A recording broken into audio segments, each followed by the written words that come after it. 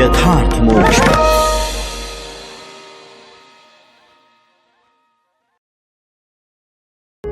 यथार्थ मोक्ष प्रस्तुत कर रहा है अतुल्य संपूर्ण महाभारत, श्री महाभारतम द्रोण पर्व, घटोत्कच वध पर्व, 160वां अध्याय।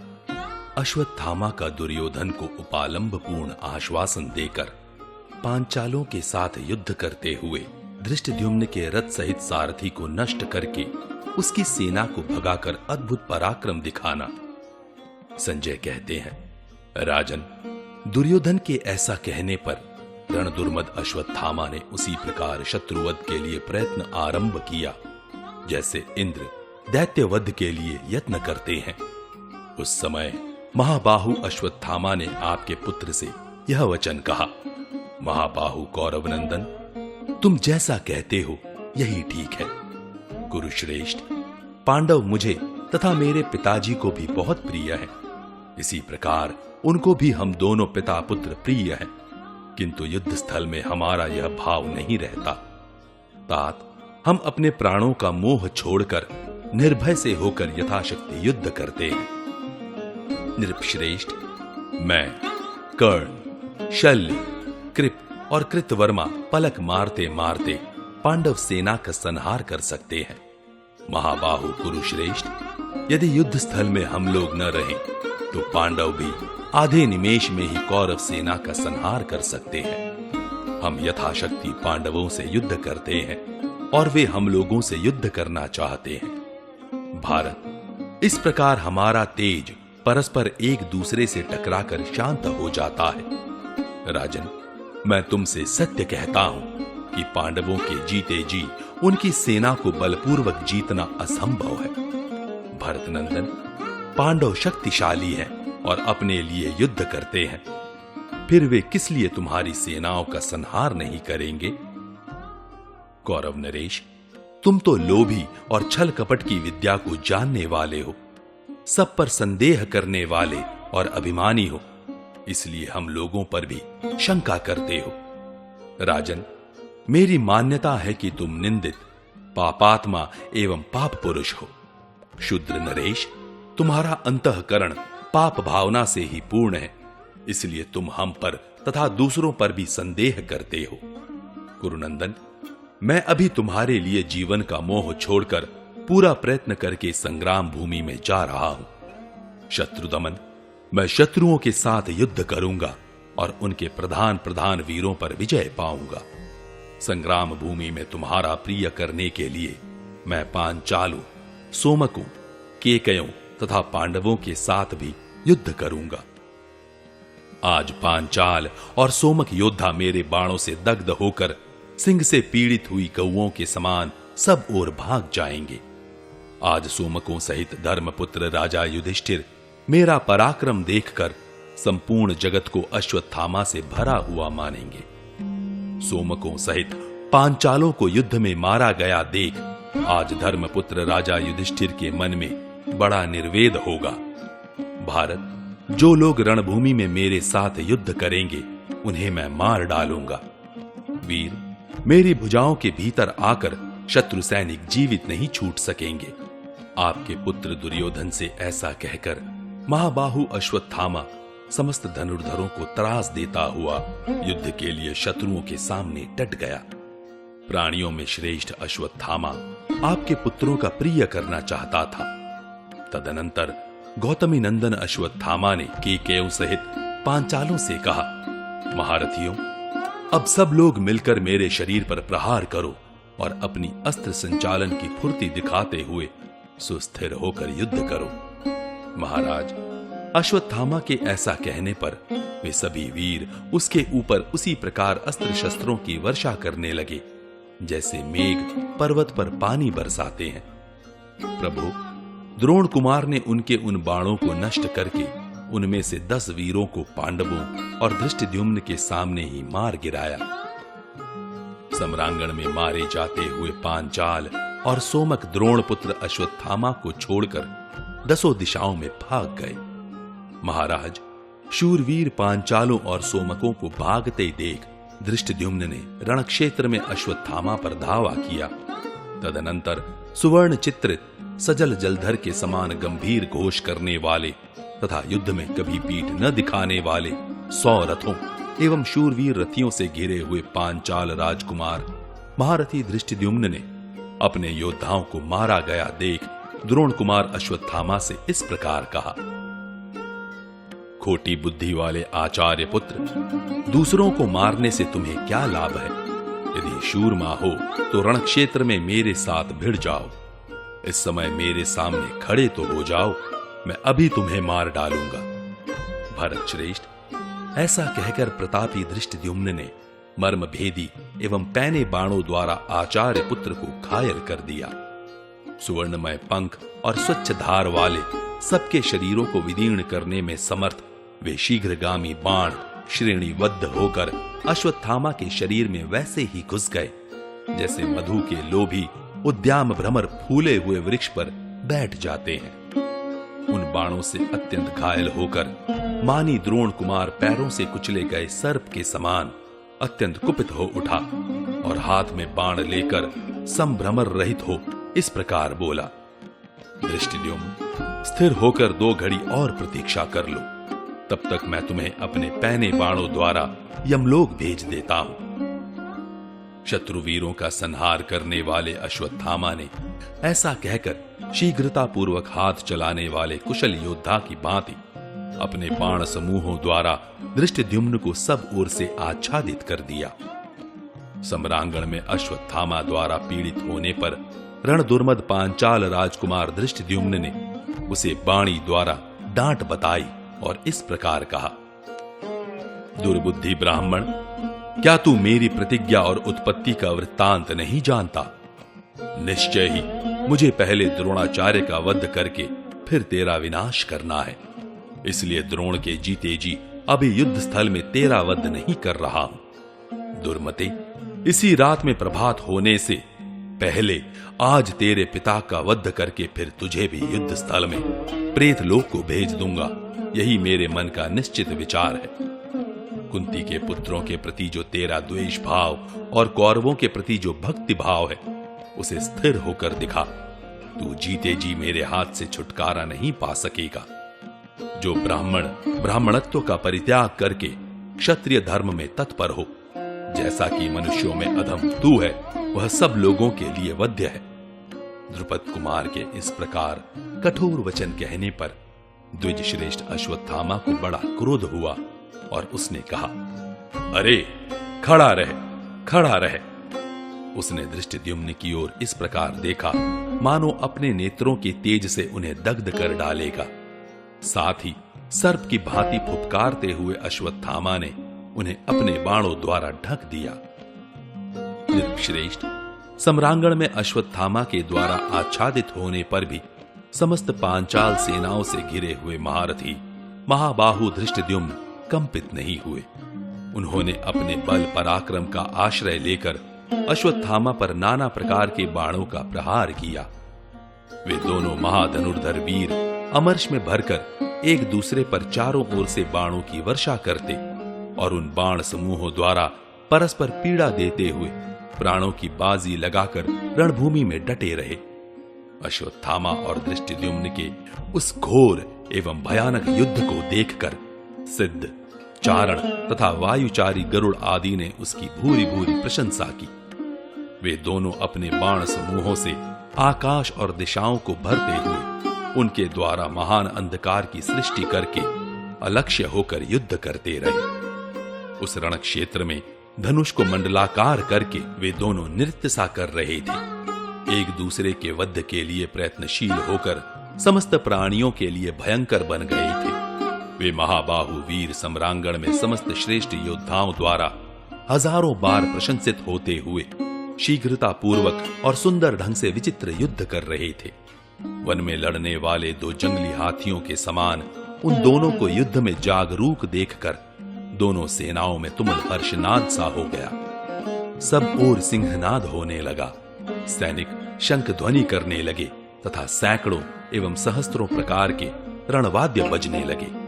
कायरों का भाव बढ़ाने वाले उस तुमुल संग्राम में 2 घड़ी तक उन दोनों का समान रूप से युद्ध चलता रहा। महाराज, तदनंतर द्रोण कुमार ने महामना धृष्टद्युम्न के ध्वज, धनुष, छत्र, दोनों पार्श्व रक्षक, सारथी तथा चारों घोड़ों को नष्ट करके उस युद्ध में बड़े वेग से धावा किया। अनंत आत्मबल से संपन्न अश्वत्थामा ने झुकी हुई गांठ वाले सैकड़ों और सहस्त्रों बाणों द्वारा उन समस्त पांचालों को दूर भगा दिया। भरत श्रेष्ठ, युद्ध स्थल में इंद्र के समान अश्वत्थामा के उस महान कर्म को देखकर पांडव सेना व्यथित हो उठी।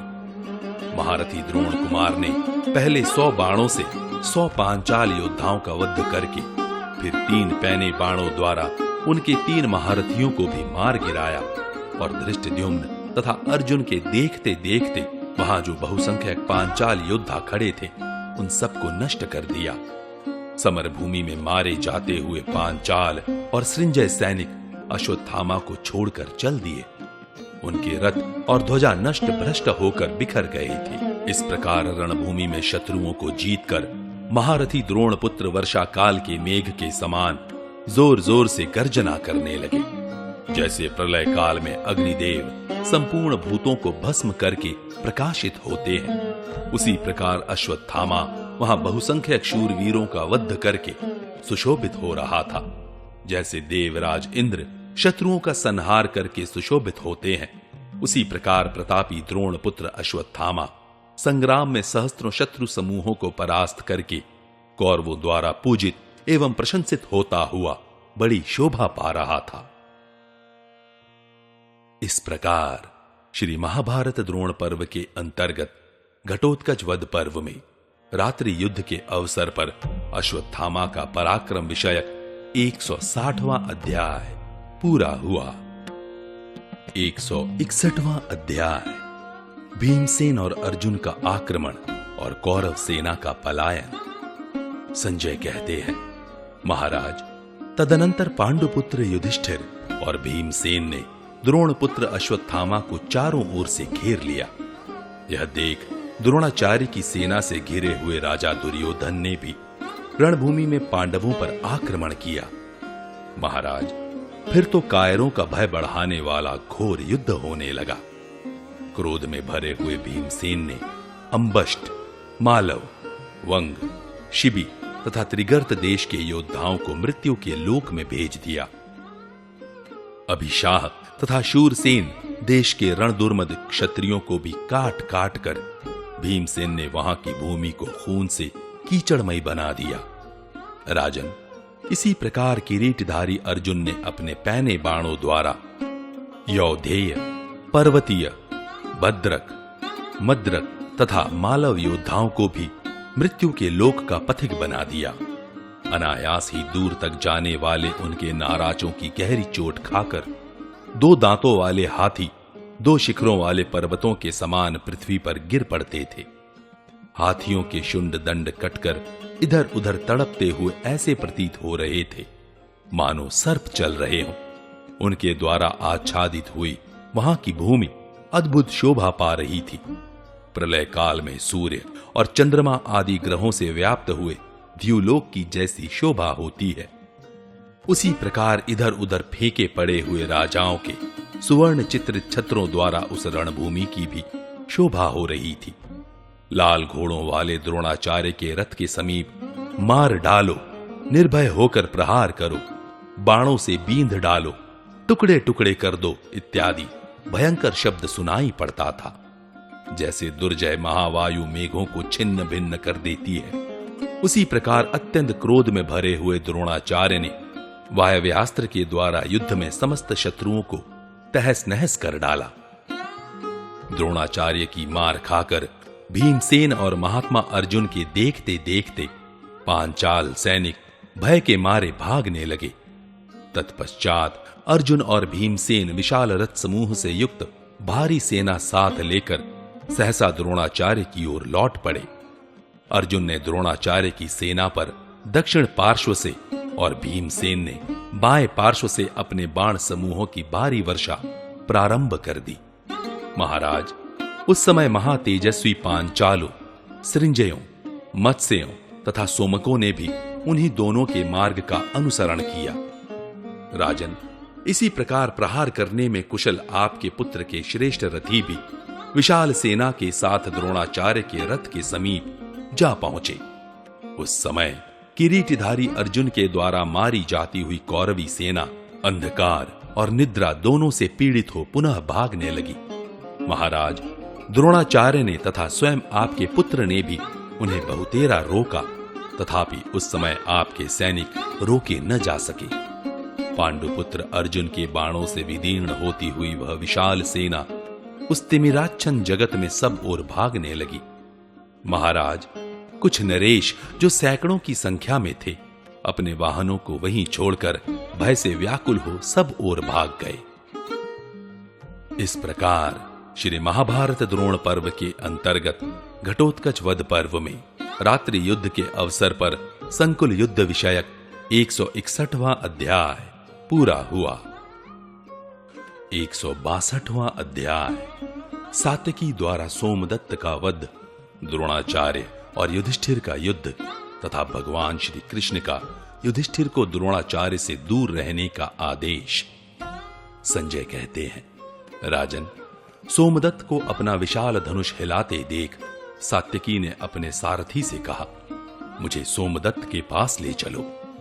सूत, आज मैं रणभूमि में अपने महाबली शत्रु सोमदत्त का वध किए बिना वहां से पीछे नहीं लौटूंगा। मेरी यह बात सत्य है। तब सारथी ने शंख के समान श्वेत वर्ण वाले तथा संपूर्ण शब्दों का अतिक्रमण करने वाले मन के समान वेगशाली सिंधी घोड़ों को रणभूमि में आगे बढ़ाया। राजन, मन और वायु के समान वेगशाली वे घोड़े युयुधान को उसी प्रकार ले जाने लगे जैसे पूर्व काल में दैत्यवध के लिए उद्यत देवराज इंद्र को उनके घोड़े ले गए थे। वेगशाली सात्यकी को रणभूमि में अपनी ओर आते देख महाबाहु सोमदत्त बिना किसी घबराहट के उनकी ओर लौट पड़े। वर्षा काल करने वाले मेघ की भांति बाण समूहों की वृष्टि करते हुए सोमदत्त ने जैसे बादल सूर्य को ढक लेता है, उसी प्रकार शिनीपौत्र सात्यकी को आच्छादित कर दिया। भरत श्रेष्ठ, उस सम्रांगण में संभ्रम रहित सात्यकी ने भी अपने बाण समूहों द्वारा सब ओर से कुरुप्रवर सोमदत्त को आच्छादित कर दिया। राजन, फिर सोमदत्त ने सात्यकी की छाती में 60 बाण मारे और सात्यकी ने भी उन्हें तीखे बाणों से क्षत विक्षत कर दिया। वे दोनों नरश्रेष्ठ एक दूसरे के बाणों से घायल होकर वसंत ऋतु में सुंदर पुष्प वाले 2 विकसित पलाश वृक्षों के समान शोभा पा रहे थे। कुरुकुल और वृषणी वंश के यश बढ़ाने वाले उन दोनों वीरों के सारे अंग खून से लथपथ हो रहे थे। वे नेत्रों द्वारा एक दूसरे को जलाते हुए से देख रहे थे। रथ मंडल के मार्गों पर विचरते हुए वे दोनों शत्रु मर्दन वीर वर्षा करने वाले 2 बादलों के समान भयंकर रूप धारण किए हुए थे। राजेंद्र, उनके शरीर बाणों से क्षत विक्षत होकर सब ओर से खंडित से हो बाणविद्ध हिंसक पशुओं के समान दिखाई दे रहे थे। राजन, सुवर्णमय पंख वाले बाणों से व्याप्त होकर वे दोनों योद्धा वर्षा काल में जुगनुओं से व्याप्त हुए 2 वृक्षों के समान सुशोभित हो रहे थे। उन दोनों महारथियों के सारे अंग उन बाणों से उद्भासित हो रहे थे, इसलिए वे दोनों रणक्षेत्र में उल्काओं से प्रकाशित एवं क्रोध में भरे हुए 2 हाथियों के समान दिखाई देते थे। महाराज, तदनंतर युद्ध स्थल में महारथी सोमदत्त ने अर्धचंद्राकार बाण से सात्यकी के विशाल धनुष को काट दिया और तत्काल ही उन पर 25 बाणों का प्रहार किया। शीघ्रता के अवसर पर शीघ्रता करने वाले सोमदत्त ने सात्यकी को पुनः 10 बाणों से घायल कर दिया। तदनंतर सात्यकी ने अत्यंत वेगशाली दूसरा धनुष हाथ में लेकर तुरंत ही 5 बाणों से सोमदत्त को बींध डाला। राजन, फिर सात्यकी ने हंसते हुए से रणभूमि में एक दूसरे भल्ल के द्वारा बालीक पुत्र सोमदत्त के सुवर्णमय ध्वज को काट दिया। ध्वज को गिराया हुआ देख संभ्रम रहित सोमदत्त ने सात्यकी के शरीर में 25 बाण चुन दिए। तब रण क्षेत्र में कुपित हुए सात्यकी ने भी तीखे क्षुप्र नामक भल्ल से धनुर्धर सोमदत्त के धनुष को काट दिया। राजन, तत्पश्चात उन्होंने झुकी हुई गांठ और सुवर्णमय पंख वाले 100 बाणों से टूटे दांत वाले हाथी के समान सोमदत्त के शरीर को अनेक बार बींध दिया।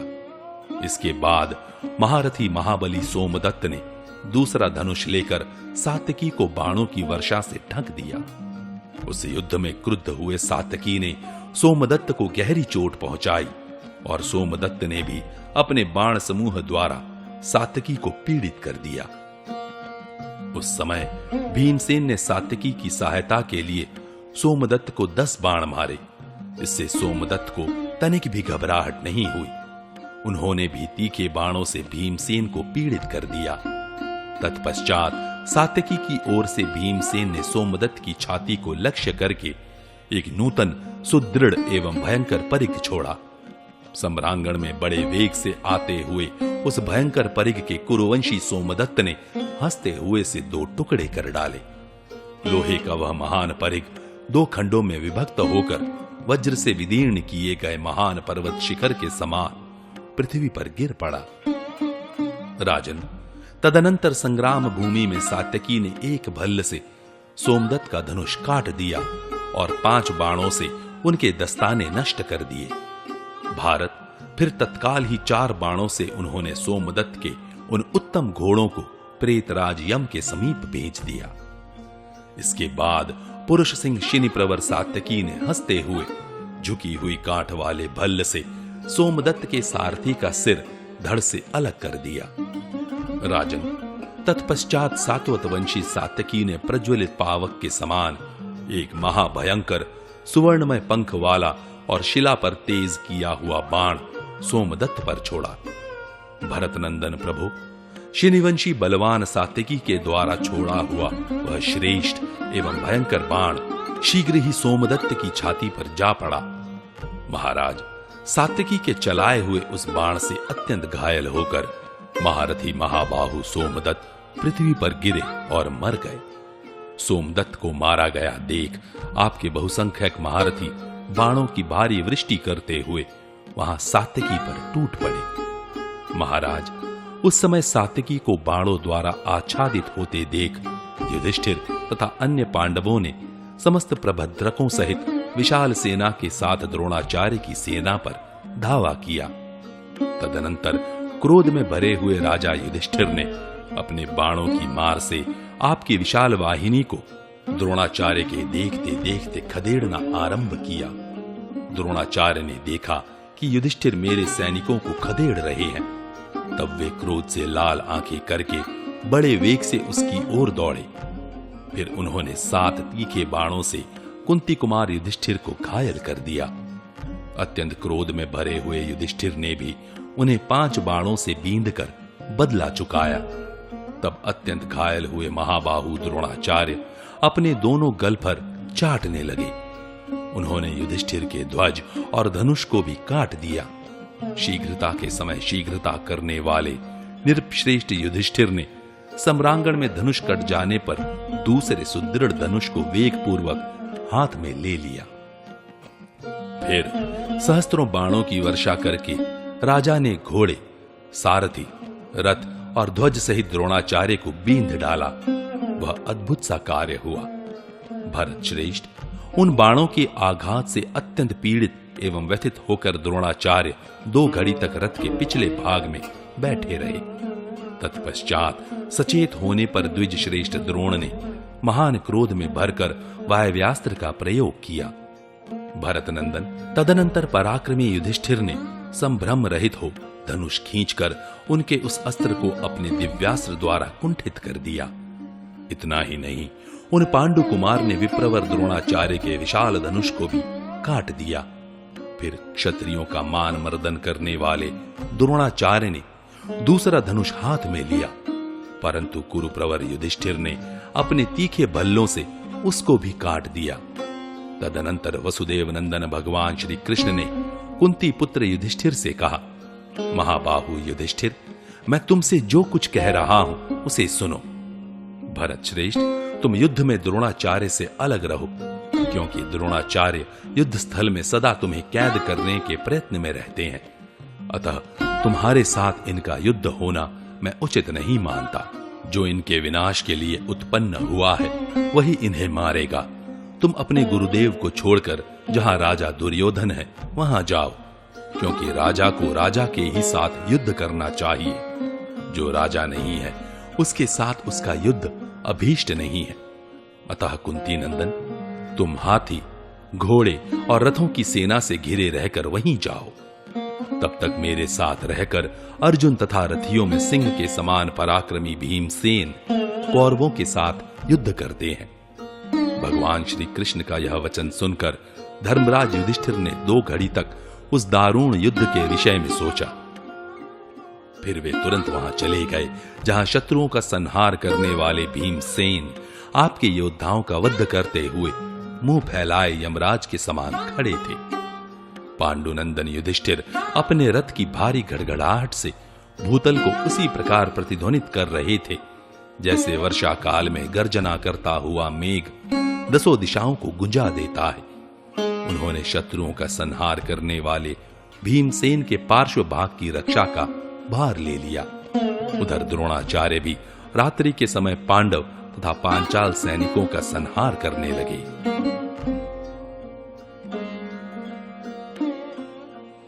इस प्रकार श्री महाभारत द्रोण पर्व के अंतर्गत घटोत्कच वध पर्व में रात्रि युद्ध विषयक 162वां अध्याय पूरा हुआ।